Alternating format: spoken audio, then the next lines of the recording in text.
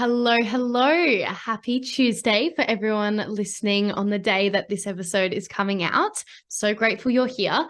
Today, guys, I feel very honored and privileged to be interviewing one of my incredible clients, Naomi. Naomi has worked in the beauty and wellness industry for 3 decades. She is a multi-six-figure award-winning salon owner, yoga teacher, and beauty business coach, and is known as the Skin Whisperer by Amy Starr in Shop Till You Drop. As the owner of a 3 times award-winning business, Human Nurture Wellness Centre in the eastern suburbs of Sydney, Australia, she has mastered her award-winning educational sales process, Selling with Heart, which in 2011 awarded Naomi a trip to Paris for 2, selling the highest skincare sales in Australia. So when I tell you she's freaking amazing, I am telling you she's freaking amazing. In addition, she is a qualified yoga teacher, beauty business coach, and retreat leader. Honestly, she's actually so much more than that. But the list is so long that I could sit here for an hour telling you about her qualifications, all of the things she studied and practiced and ambassadors of, and all of the things. Like, she is just such a well-rounded, inspiring, incredible human being. She's been featured in so many magazines like Beauty Professional magazines, Professional Beauty, Good Health, The Australian Beauty Therapist, and Sydney Morning Herald. Like, honestly, it just never stops. Naomi now is the founder of Beauty Business Evolution, which I have supported her to found. And she has created the Salon Success Program, holistic business coaching for beauty professionals. And now she helps beauty professionals to triple their revenue by becoming sales confident and creating a highly profitable business that they love. She's so inspiring. The fact that she's able to run a multi-six-figure beauty therapy business, support others to do the same, and run a coaching business is just beyond me. She's so inspiring. And in this podcast interview, what we talk about is really her journey on how she got here and how using the power of mindset, self-belief, being really anchored into your driving force and your why is really the keys to success, right? And we talk lots about that, as well as what has supported her to now grow her coaching business, which I've been working with her very closely on, and that is through running impactful online events. She recently ran her first event and she made almost $13,000 from one free 3-day training, right? Also, Naomi is quite new to social media and tech, and there were challenges that came up, and the way she handled them was incredible. And so I just want this episode to be evidence for you that if you feel like technology is not always your best friend, you're not very familiar with social media, or you don't feel like you have much experience in the online world whatsoever, that it's still possible to do this. Like, this is the result from her first event. Like, it's insane. I certainly did not make that much from my first event. But of course, that's why we hire coaches, right? Because instead of, figuring things out from scratch, you can learn from people who already have the results you want, and you can start to skyrocket from there. So I have no doubt in my mind that every event she runs moving forwards will just get better and better and better, increasing her sales, her revenue, her profit margin, and supporting her to support other people even more. So if you want to be mind blown, inspired, hear someone's powerful journey, their challenges, their learnings, their lessons, and everything in between, then enjoy this incredible episode with my wonderful client, Naomi. Hey, Soph, I'm amazing. Feel great. Feel excited to be here with you. I'm so excited as well. This is going to be so much fun. I think your story is very, very powerful for women in business, in any type of business, to be honest, as you are very, skilled in different industries. But I think especially it's going to be so nice for newer coaches or coaches starting out to really see what is possible when you do go all in on one process or just commit to the journey despite the challenges that may arise. I think you're just such a beautiful testimony to that. So let's dive in. Yeah, let's do this. Yeah, so I find it's always really helpful to start off by just giving everyone a bit of context on your journey. Like, you've been in the beauty therapy industry for a long time now. What did that journey look like to then becoming a coach? Okay, so it seems very effortless for me to end up being a coach, but actually the journey, I suppose when I look over it, was quite it seemed necessary, really. So when I finished year 12, all I wanted to do was learn about skin and nutrition, and there wasn't really any university degree or anything around for that. So I went into naturopathy, and that wasn't quite what I wanted. So then I became a beauty therapist, and in Australia, beauty therapy includes specializing in skin. So I found my thing, but I kept studying. So I was doing 2 diplomas plus working full time. Wow. And it was pretty full on time. And then I soon realized I was in Western Australia. I grew up in Western Australia, and I felt like the industry was pretty shut down in many ways, like because I had a holistic approach, and that was the way I wanted to go, because I was studying a remedial diploma, which included kinesiology, emotional intelligence, and reflexology, and not only the body work of remedial. And then I've got my skin and biology and histology and all the things I was learning about cells and skin function.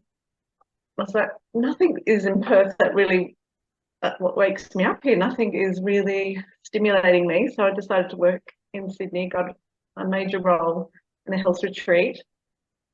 And I found customer service was the same. I was like, well, I'm in a place that's already established in holistic health, and this is not really doing it for me. So I thought, I'm just going to open up my own practice.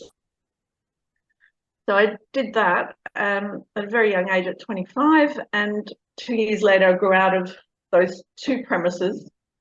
And in 2001, I opened up a big premise, and I soon realized I needed a team. And I didn't want to do all the beauty therapy things anymore. I wanted to specialize, but I didn't feel brave enough to go, well, how am I going to do that? So I started to hire a team, and I realized the girls were obviously much younger than me. That stage I was 28, and I was hiring 18 to 21-year-old girls, of therapists, very skilled actually, but I found they didn't have the things that I naturally had. I just felt comfortable with people. I grew up in a family business in Western Australia, so I was in front of people at 10 years old, serving people, dealing with money, and I just found, I thought that was natural in our environment. You know, you're just sort of around confident people. And so I soon realized I need to train my staff to do the level I'm giving to my clients. So I launched into actually committing to doing regular meetings. And at that stage, I was doing a lot of personal development. And so what I did in my meetings was do the processes and the methods that I was learning in my personal development, take the pressure off the business and their skill level, and work on their self-belief and their mindsets and their confidence. And they just took off. Their sales increased, rapport building was easy. They were communicating more effortlessly. So then I soon realized my business was growing, but I didn't know how to manage the business. So I got a business coach, and they taught me about figures and forecasting revenue and profit and loss and all the things with wages and tax and superannuation and all the things that you've got to learn about figures and numbers. So got that part. And then I soon realized I was putting programs together. So that's where it came easy for me, I suppose, where I was learning more about how to create a program within my business. And I started mentoring particular therapists that I felt they were wanting more and more and more about how to become a therapist in a business, but more of a business therapist, if that makes sense. Mm-hmm. Yeah, so they understood that if they, a bit of nasal drip today, if they understood how to run a business within the business, they had more power and were empowered and felt more control of what they were doing, and it helped them financially as well. So the coaching sort of just leaped out with one particular therapist, and she said, could you stop doing this one-on-one and get out there in the industry?